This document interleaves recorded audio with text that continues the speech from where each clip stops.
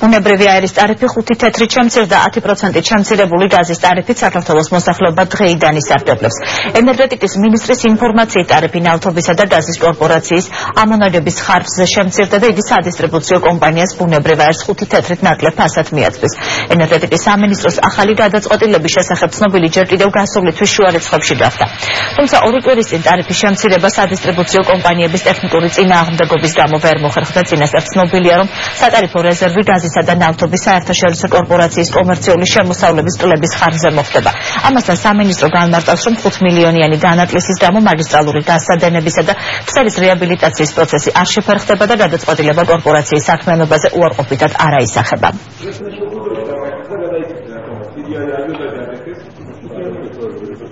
თვითონ გაზის ფასს რაც შეეხება, ფასი, რომელიც ჩვენ გვაქვს საშუალოდ სეზონური არის ძალიან ნორმალური ფასი.